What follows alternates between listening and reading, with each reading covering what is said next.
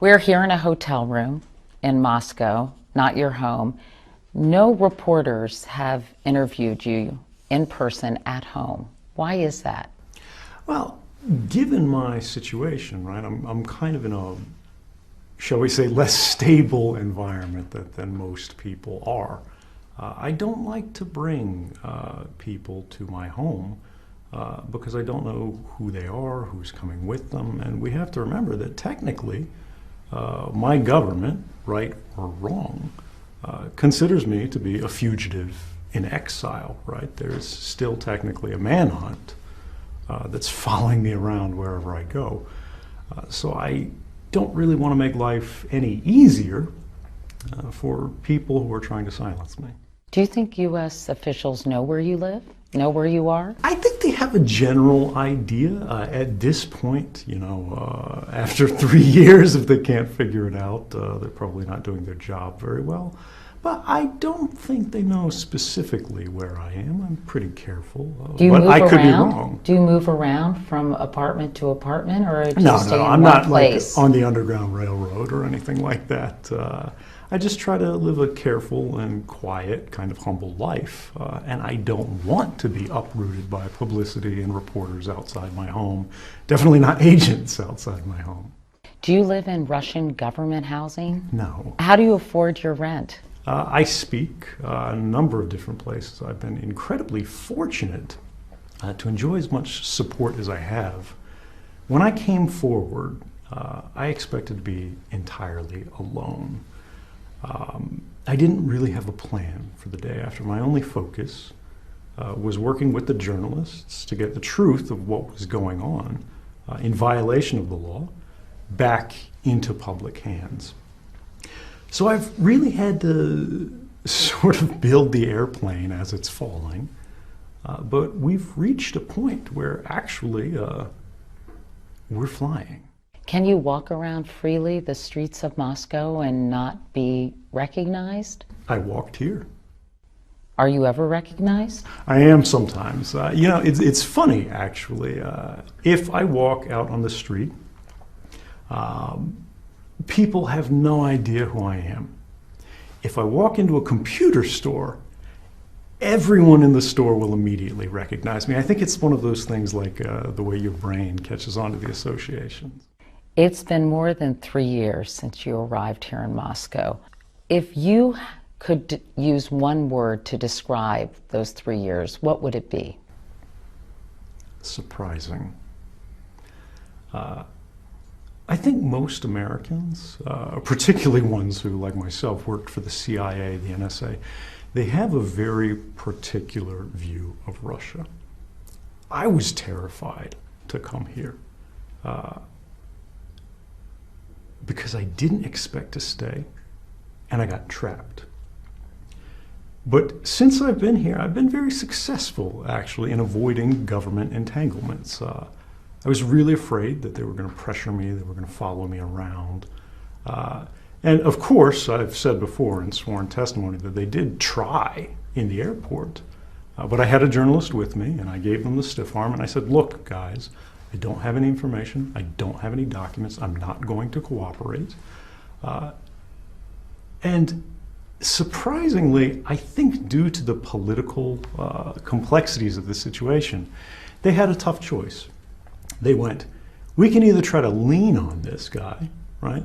Or we can leave him alone, and for once, maybe Russia will get some good PR out of this.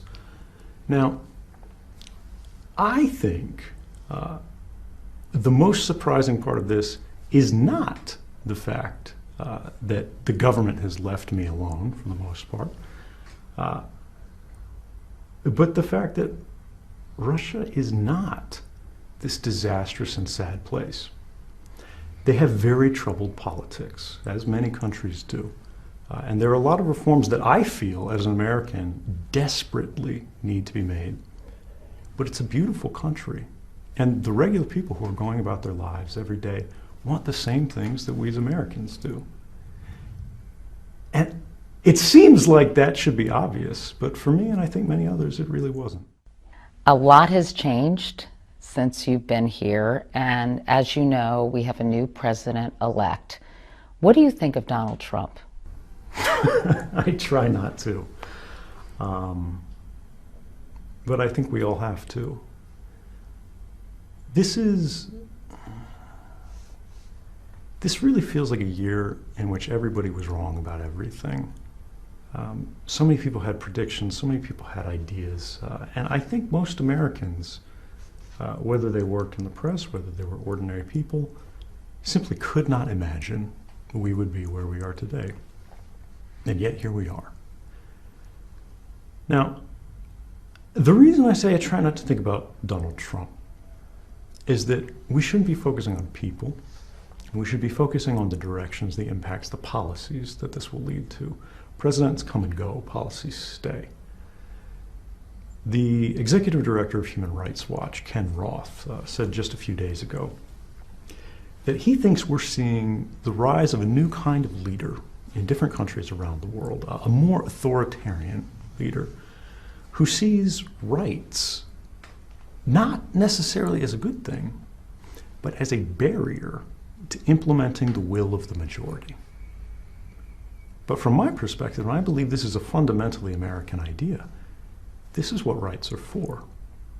Rights are the only thing that stands between decades and centuries of democratic progress and one election that changes everything and leads to, rather than an enlightened society, a tyranny of the majority. Now, that's not to say what's coming, but when we have all three branches of government suddenly captured and controlled by a single party, that is a moment of systemic risk. And we need to think about what that means could be coming, what the risks are, and what we can do as citizens, how we can be more active in ensuring the country that we've built over so many years continues to be built in the right way. I think tomorrow is very uncertain right now. But we shouldn't be afraid of that. We should recognize that. We should prepare for that. Don't be afraid, be ready. What worries you the most about a Trump presidency? The main things that I would be concerned about are policies that aren't pursuing a positive vision. They're not thinking about what America is really about and how to improve it, but how to retaliate against a small group, a vulnerable population, a particular class.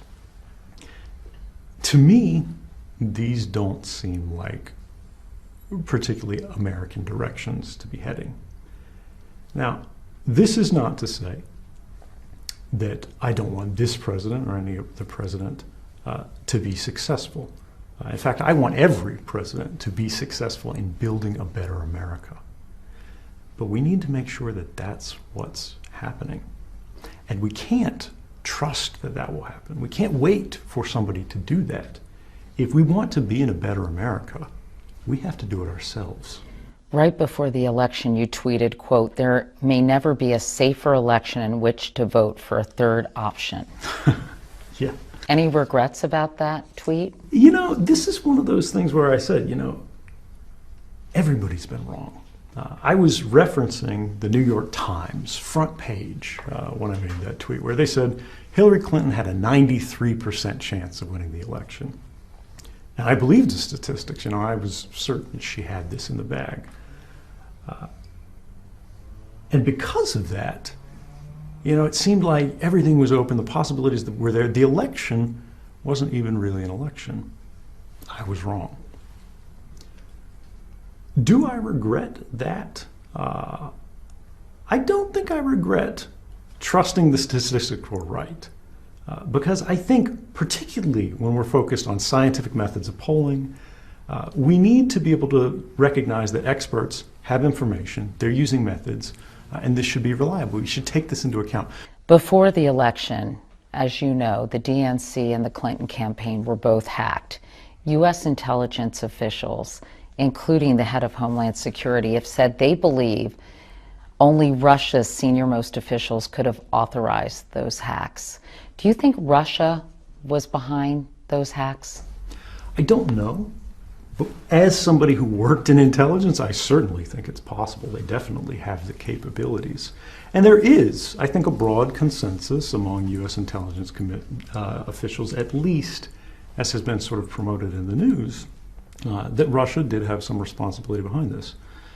But what bothers me about this kind of conversation is that the last time there was a significant hack that affected the United States that we believed had an association to a nation state, it was the Sony hack, which we said North Korea was behind.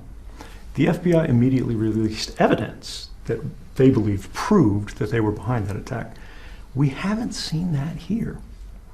And I think if we're going to have this conversation, it should be evidence-based. Other than the fact that they've said complimentary things about each other, why do you think Vladimir Putin would want Donald Trump to be president? Or did he simply abhor the possibility of Hillary Clinton in that role? I think it came down to the idea generally, right or wrong, that Hillary Clinton had a very clear set of policies that Russians would consider to be anti-Russian. Donald Trump's policies, no one has any idea what they are. No one has any idea what they mean. Even for him himself, it seems. They change quite frequently, sometimes within the space of weeks, sometimes within the space of days. And they may have preferred uncertainty to certainty. The DNC and the Clinton campaign emails were obtained by WikiLeaks. I'm just curious, how do you feel about Julian Assange and his wholesale dumping of these emails? They have a very different policy than I followed in my work with journalists. But they have taken a position, they sort of embody a belief, that the only way they can prove the authenticity of these documents is to release them in what they call a pristine, untampered condition. From my perspective, I was in a very different position because, of course, this was not an anonymous leak. I came out behind them. I said, these are from the NSA, this is who I am. And immediately we knew they were real because the government came after me with many charges and threatened to put me in prison for the rest of my life. But I felt that this was a risk worth taking for me because there would be no question as to the authenticity of the documents, which gave me room to instead focus on how can this information be revealed in the most responsible way to fully mitigate any potential, actual, or theoretical risks that could come as a result of this journalism. And I'm very proud of the way that we did that, and I'm very comfortable with the decisions that we made. Let's talk about your pardon now. The Pardon Snowden campaign launched in September, led by backers like George Soros, Twitter CEO Jack Dorsey, the ACLU. What do you think your chances are that President Obama will in fact pardon you? Well, I'm not counting on it, and this is the key here. The possibility for a pardon, it seems to every expert who's looked at this issue, has never been more likely. And this is a surprise to myself more than anyone else, I think. Why do you say that? Well, just a few days ago, we had 15 members of the Church Committee. Most people may not remember what they are, but in the 1970s, the intelligence organizations went through the greatest period of oversight of their history. They sort of pulled up the blankets and looked at what was happening at the CIA, the NSA, the FBI. They were writing letters to Dr. Martin Luther King Jr., saying that they had tapes of what he had done in hotel rooms, and if he didn't commit suicide, they were going to release them and destroy his reputation. They were secretly administering psychedelic drugs to college students to see the impacts they would have. They were engaging in assassination operations that were contrary to both American and international law. All kinds of crazy things. These individuals who are experts in what's going on in intelligence at the classified level, who worked for the government, right? These aren't sort of hippie reformers or anything like that. They argued that President Obama should seriously consider leniency in this case. They said that this case has caused far more benefits to American society, which I think is uncontroversial at this point, than any claimed harms for which we've never seen evidence. If you had 1 minute to make your case face to face to President Obama, what would you say to convince him to pardon you? I wouldn't. I would respectfully say to the president, I understand you have an incredibly difficult job. No one wants to be a whistleblower. This is something that's hard to do.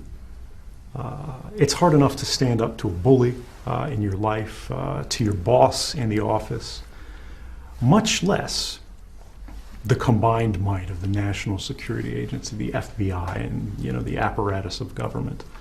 Nobody's going to volunteer for that. Nobody's going to sort of take this as a precedent and it's going to open floodgates. But there's one thing that I would hope he understands, and I think based on his recent statements, he does.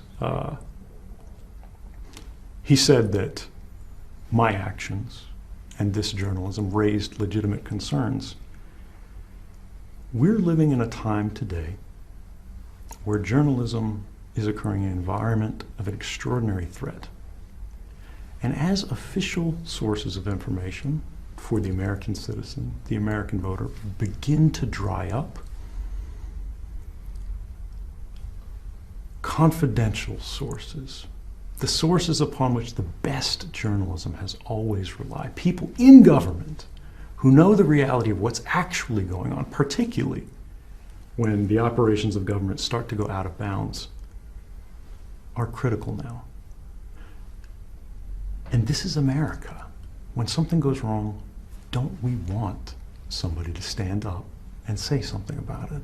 Are you saying it's particularly important in a Trump administration or in a Republican-controlled Washington? I don't think it's about party. I don't think it's about person. I do think the incoming president has definitely said he plans to break some furniture, right? He would be the last to deny this. And that means we need to be careful. That means we need to prepare. Donald Trump tweeted about you in 2014, writing, "Snowden is a traitor. When our country was great, do you know what we did to traitors?" Meanwhile, his pick for CIA director, Kansas Congressman Mike Pompeo, has called you a liar and a criminal, and in at least one interview also called for your execution. What's your reaction? I wonder when it is that he thinks America was great. Because if you remember what we did to traitors in 1776 and afterwards, we made them president. We're a country that was born from an act of treason against a government that had run out of control. Now, this is not to say that breaking the rules is something that should happen all the time, but we should always make a distinction that right and wrong is a very different standard than legal and illegal. The law is no substitute for morality, here or then. Are you saying what you did was right? I think, yeah. Or legal, or both? I would not have done it if I didn't believe it was right. But you would acknowledge it was illegal? I definitely would say it's pretty sketchy there. But look, every act of progression in our nation's history has involved tension with law. Whether it was the abolition of slavery, whether it was the enfranchisement of women, whether it was the birth of our nation, laws were broken, and that's because the laws were wrong. There is a lot of talk out there, including among top-ranking intelligence officials, that Vladimir Putin may hand you over to the United States as a goodwill gesture to the Trump administration. How concerned/nervous are you about that possibility? I'm actually kind of encouraged. Encouraged? For completely different reasons. It wasn't so many years ago that people were saying, this guy's a Russian spy. But countries don't give up their spies. And if my recent criticism of the Russian government's internet policies, criticisms of their human rights records, have been so severe that even my greatest critics in the intelligence community are now saying, oh yeah, he's a liability, they want to get him out of there, that's a vindication. A vindication of what? The fact that I'm independent, the fact that I have always worked on behalf of the United States, and the fact that Russia doesn't own me. In fact, the Russian government may see me as sort of a liability. So you wouldn't mind if Putin said, extradited you and said, here you go, President Trump? Well, who wouldn't? I mean, that would obviously be something that would bother me. That would obviously be something that would be a threat to my liberty and to my life. But what I'm saying here is that you can't have it both ways. You can't say this guy is a bad guy who's like a Russian tool or something like that. At the same time, you say he's going to be traded away. What I'm proud of is the fact that every decision that I made, I can defend. Another option for you is a plea deal. What can you tell us about the ongoing conversations between your legal team and the Justice Department? Well, I can't get into any confidential legal conversations. What I can say is what's been made public so far, which is that I've only ever had a single condition for returning to the United States, volunteering to go to court, and very likely to prison. And that's that the government guarantee a fair trial, an open trial, where they don't try to control what I can say and what the jury can hear. They've never agreed to this, and in fact, even though we've made that our grounds, they've responded with only a single promise, and that's they say, we won't torture you. You don't believe you'll be able to get a fair trial in the United States? It's not possible to get a fair trial under the laws with which I've been charged. The Espionage Act of 1917 you're referring to. That's correct. This is a law which prohibits an individual who's charged with this crime from telling the jury why it is that they did what they did. This is fundamentally against the idea of a fair trial. If you can't explain yourself to the jury, why have a trial at all? How much prison time would you be willing to serve? I don't put a number on it. Instead, I look at it from a very different perspective. We're going into a world, again, we're here now, where whistleblowers are more important than ever. What kind of a message would I be sending if, in perhaps the most responsible case of modern whistleblowing that we have now, where no clear harm has occurred that's been demonstrated by evidence, but clear public benefits have occurred. The President of the United States himself said, this conversation, started by the NSA revelations, started by me, has made us stronger as a nation. Congress passed the first significant reforms to U.S. intelligence laws in more than 40 years. The courts themselves found the documents that I revealed showed unlawful and likely unconstitutional activities on the part of the government. Given all of that, given how much we benefited, if I go to prison for the rest of my life, what's that going to do for the next person who sees something illegal, who sees something unconstitutional, and realizes they may be the only one who can do something about it? Chelsea Manning is serving 35 years in prison. Why shouldn't you? I think the right answer to look at here is, why is Chelsea Manning in prison for 35 years? Is this a just sentence?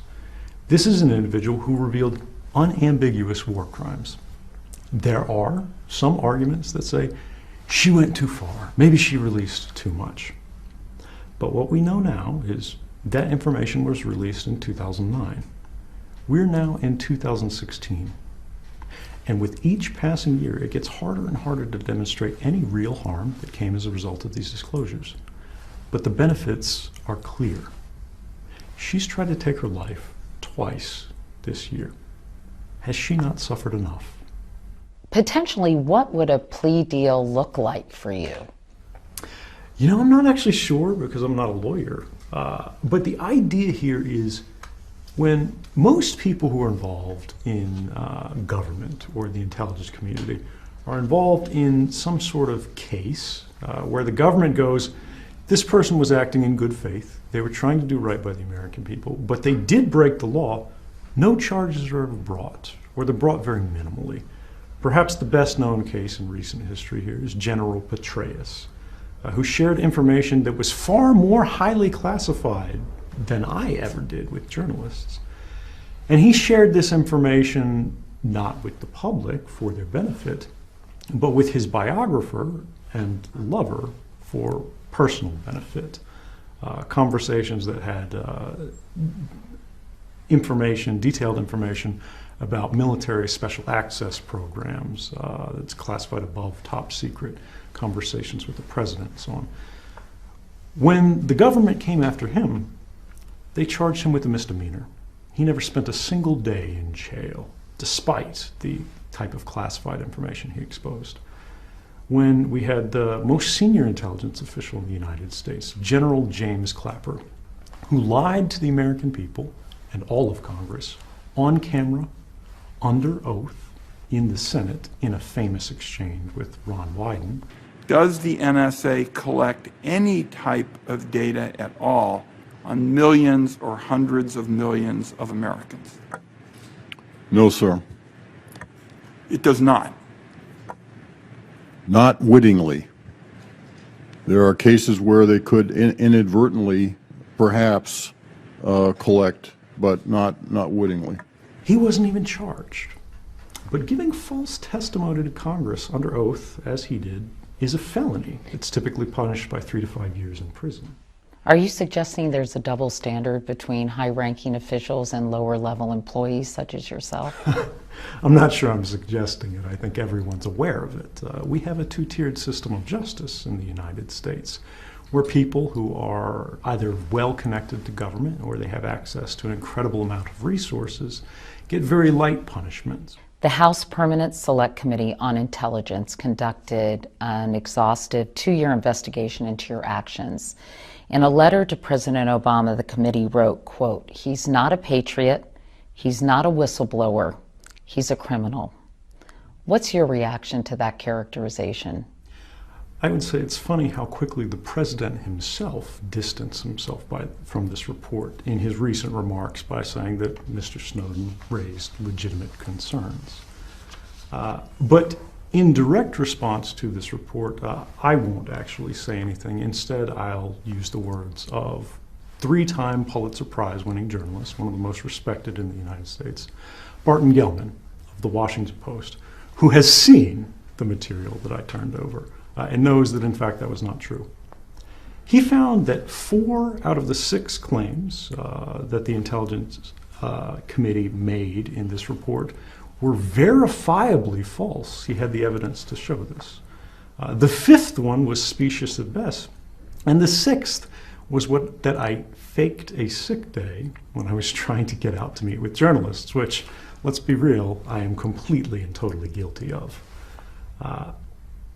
He said the report was not only inaccurate, not only incurious, but trifling.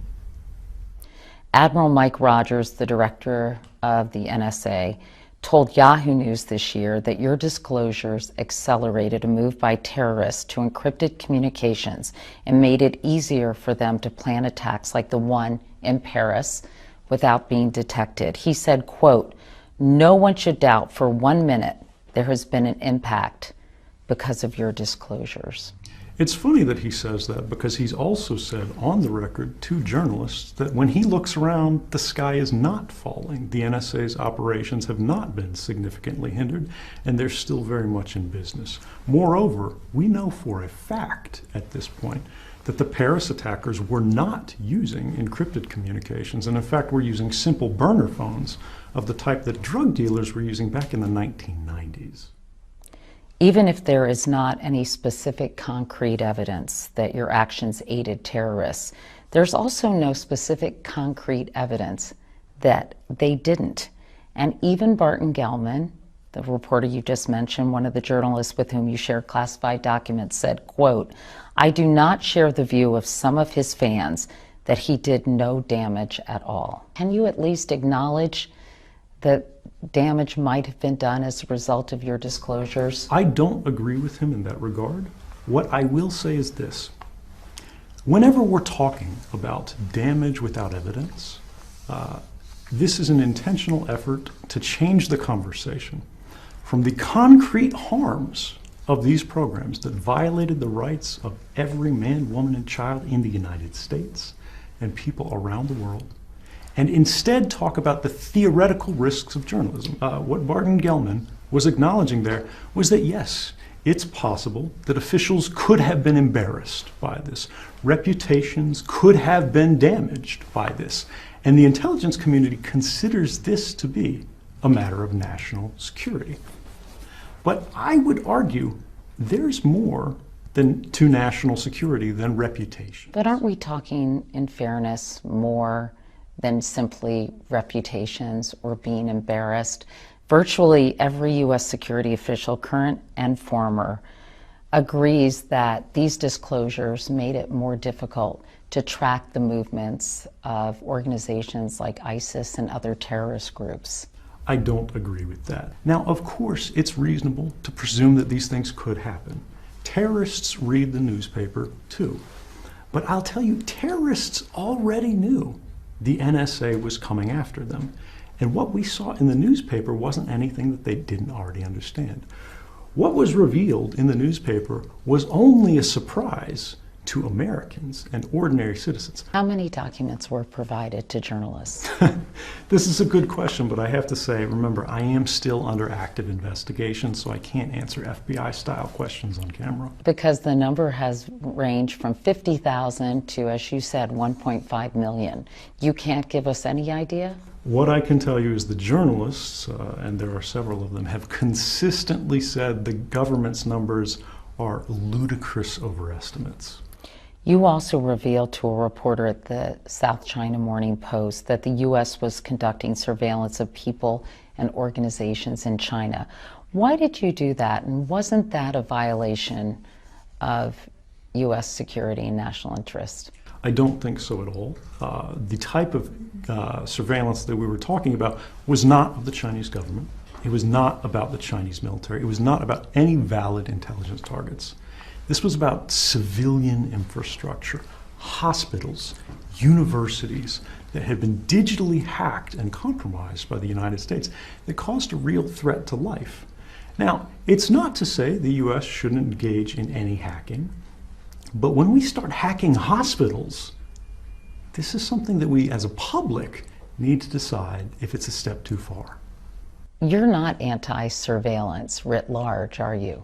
Absolutely not. If it's specifically targeted, if it's authorized by the court, based on a showing of probable cause that the judge says, look, we think this person is up to no good. You've shown evidence that they're up to no good.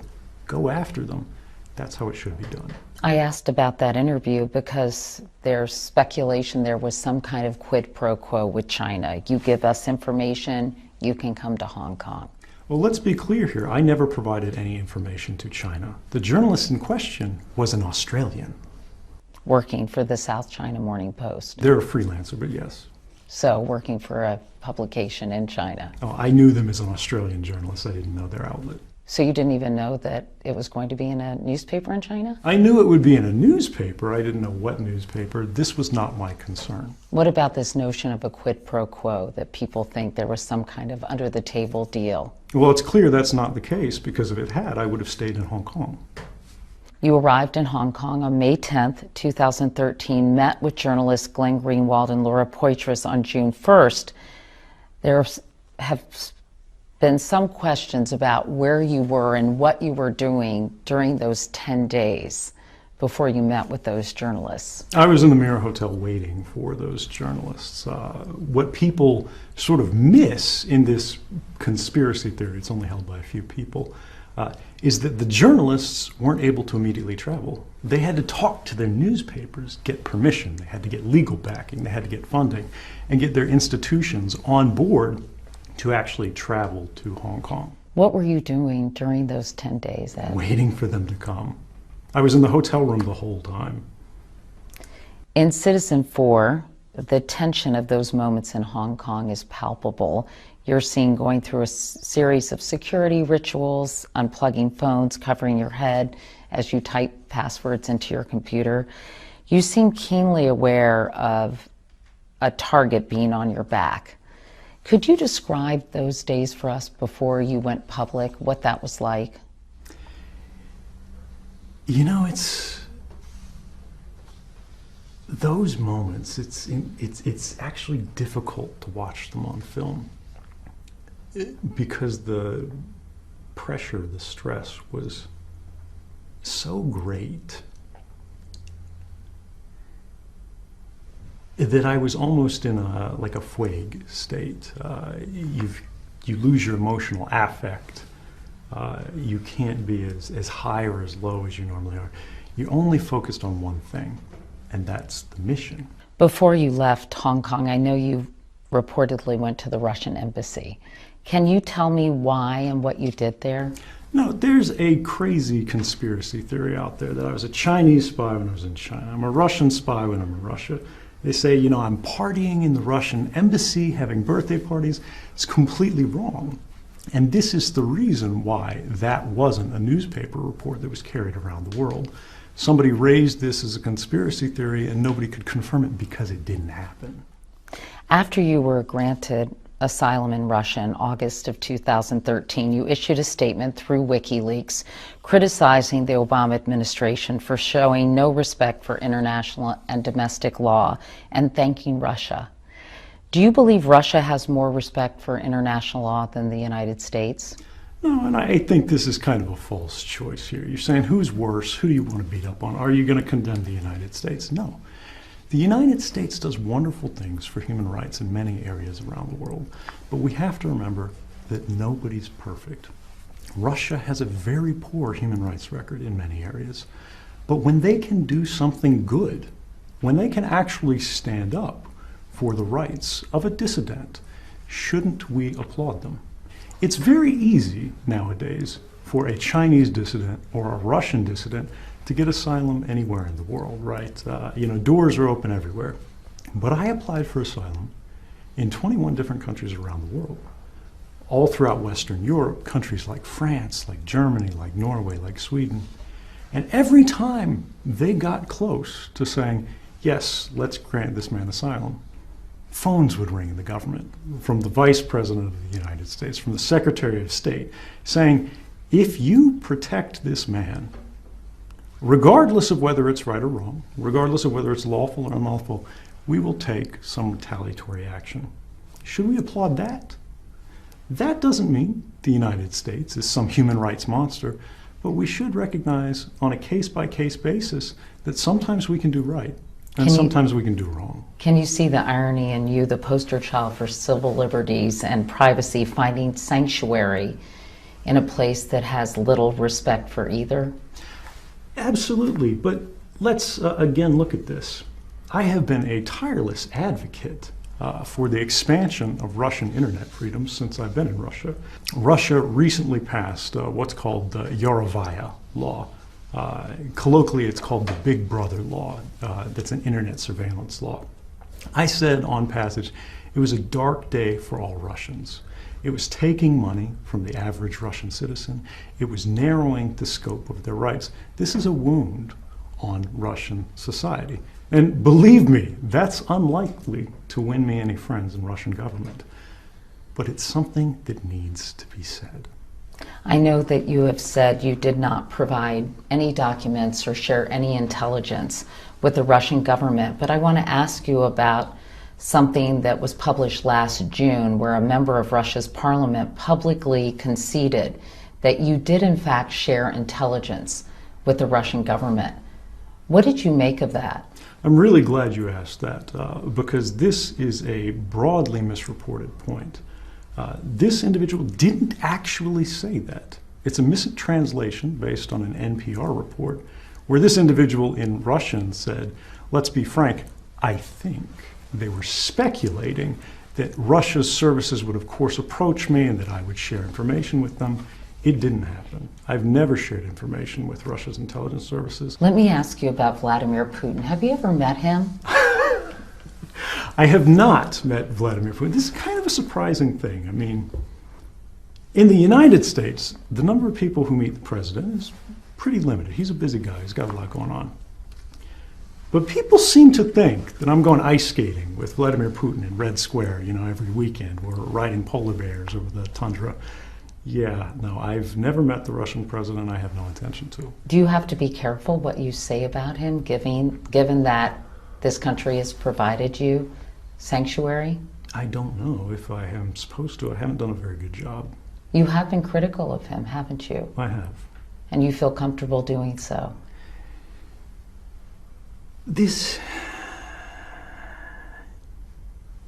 Some people live very careful lives. I haven't done a very good job at that. If safety was my number one priority, I never would have left Hawaii. I would still be working at the NSA, making an extraordinary amount of money for very little work, violating Americans' rights. No one would know what was going on today. And yes, I'm never going to live a completely stable life. Even if I'm pardoned, even if I return to the United States, there are a lot of people who will disagree with the decisions that I made. But I'm comfortable with them. I realize that the laws of the United States have been changed for the better as a result. The President of the United States, for the first time in our history, has provided privacy protections to people who aren't American citizens as a result. The courts and Congress are finally at least starting to play the role that they were intended to play. No matter the cost, I can be happy with that. You have said that you raised concerns about excessive NSA surveillance with 10 superiors and colleagues, but only one email has been made public, one to a lawyer at the NSA with a legal inquiry critics say had nothing to do with releasing these documents. If you attempted to go through the proper channels, Ed, or at least reached out to colleagues, why didn't you save those communications as evidence? Oh, this is a really good question, right? Because it's one of those that seems like, why doesn't he have this? First off, I'm not an email administrator, so I didn't have access to everybody's email. But these aren't things you put in writing at NSA. Saying, I think the NSA is breaking the law, I think maybe this program is violating the Constitution, is a career-ending move. And the people that I talked to first, my supervisor said, hey, we can talk about this, but you shouldn't rock the boat, and don't write this down. Why haven't you given any names to corroborate the fact that you did in fact try to go through the so-called proper channels? Because if I did that, they would end the careers of these individuals, right? If these individuals spoke on their own without waiting for me, they would go to jail. But there's a broader point here, and this is the idea that proper channels work, that they exist, that they are available. The whistleblower process is fundamentally broken in the intelligence community. It can be said that there is no such thing at all. The proper channels are really a drain into which people, concerns, and cares are flushed. In 2014, Glenn Greenwald, one of the journalists with whom you worked, said, quote, "The most shocking and significant stories have yet to be reported." Are there still bombshells in this cache of documents that have still not seen the light of day?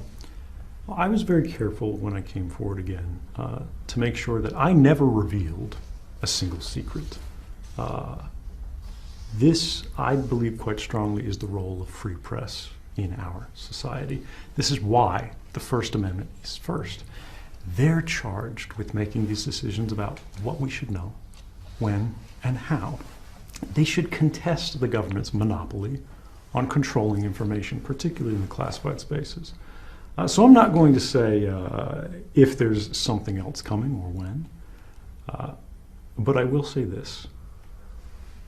In 2013, before this started, the idea that the government was collecting records of every phone call in the United States was a conspiracy theory. It's not anymore. Some Americans might say, hey, we appreciate your shedding light on this, but for us, security and thwarting a terrorist attack is more important than privacy. This is, a very common sort of throwaway argument from people who are just trying to avoid talking about the topic too much. They say, if you have nothing to hide, you have nothing to fear. Why do you care? They don't think about the origin of that quote, which is literally a piece of Nazi propaganda from Joseph Goebbels. This is not to say the NSA are Nazis. They're not the Stasi. These are good people doing bad things for what they believe are good reasons. Privacy is the foundation of all other rights. I would say arguing that you don't care about privacy because you have nothing to hide is no different than saying you don't care about free speech because you have nothing to say. What is the best thing, in your view, that came from these revelations? Before 2013, I think Americans all felt something was changing, but they couldn't quite put their finger on it when it came to policy, particularly this idea of counterterrorism. We heard terrorism, we're trying to keep you safe over and over again. But it seemed that these programs weren't actually keeping us safe. We didn't know it at the time, but the NSA was tapping every phone in the United States, and yet it didn't stop the Boston Marathon bombings. We were collecting all of the internet communications as they crossed the border and saw if something was going on, but these were not the things that thwarted terrorist attacks. The things that were effective, the things that worked, were the methods that we always used. Traditional, good old-fashioned police work. The cop on the street who saw someone acting suspiciously. Human intelligence. Exactly. Our founding fathers said, he who would sacrifice essential liberty for a little temporary safety deserves neither and won't get them either. This is very much what we are waking up to. The idea that in many ways the public has lost their seat at the table of government as an equal partner. I know your residency permit runs out, Ed, in 2017. If it's renewed, are you prepared to live in Russia for the rest of your life? And what are your other options if it's not renewed? This is actually not my first foreign posting on behalf of the United States. When I worked for the CIA, I was in Switzerland. When I worked for the NSA, I was in Japan. The way I look at it, this is just more of the same. It's a very different situation, and I didn't choose this particular posting. But look, if this is the best way I can serve my country, I'm looking forward to doing it. Lindsay Mills, your girlfriend, moved here in 2014.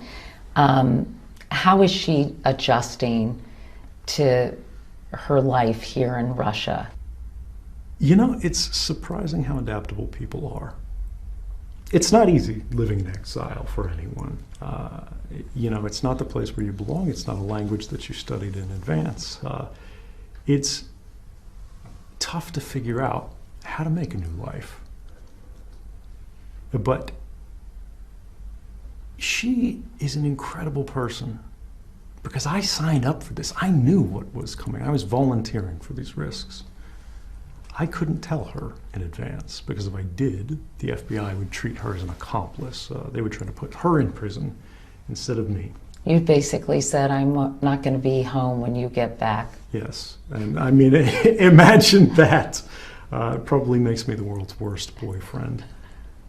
But she didn't hate me for it. In fact, she seemed to love me more because she knew me before I had a job. She knew me before I was making good money. And she cared about me then. And as I climbed the ladder, as I gained all these clearances, as I became a much more senior and successful individual, she cared about me just as much. But when I lost it all, when I gave it all up, because I saw something wrong, something I believed needed to be said. She said she just fell in love with me all over again. And I can never thank her enough for that. What do you miss most about the United States? Family, of course, that's always the thing. You know, they can come and see me, but you've got all these travel arrangements and logistics. You got to go on an airplane ride. Who doesn't miss that? When you look back at the last 3 years, was it worth it? Absolutely, I would do it again. No regrets. No regrets at all. People listening to this might think, are you kidding? No regrets? Well, I do have to deal with some tough interviews now, but honestly, I'm glad we can have these conversations, and I hope that we work to make an America that never loses the opportunity to do this. Look, journalism is a hard job. I understand that. And I think it's clearer now than perhaps ever before that if we don't make sure that sources and journalists can have these conversations, and not outside borders where you've got to fly around the world to have it, but at home, before we get to this point where it's such a problem, we're losing a lot of what makes us great. Do you think you'll ever be able to convince people who have very little sympathy for you, who don't believe you should be walking around a free man here in Moscow, but instead you should be in prison? What do you say to those people who just do not understand your point of view? I'm not going to ask them to trust me. I'm not going to ask them to believe in me, because I think Americans have had enough of people saying, trust us. That was the problem that got us here in the first place. But what I will say is this. In 2013, it was pretty easy to say, we don't know what's coming. This guy probably took a lot of risks. This is really irresponsible. This is going to cause harm. But in 2016, these officials have had every opportunity to show evidence that harm came as a result, and they haven't. Do you really think if the government can show somebody was hurt, a program was damaged, we've gone dark and can't track dangerous people, they wouldn't leak that criticism? That wouldn't be on the front page of the New York Times by the end of the day. I don't think so. And I hope maybe in time you'll think the same. Ed Snowden, thank you so much for spending all this time talking to us. We really appreciate it. Thank you very much.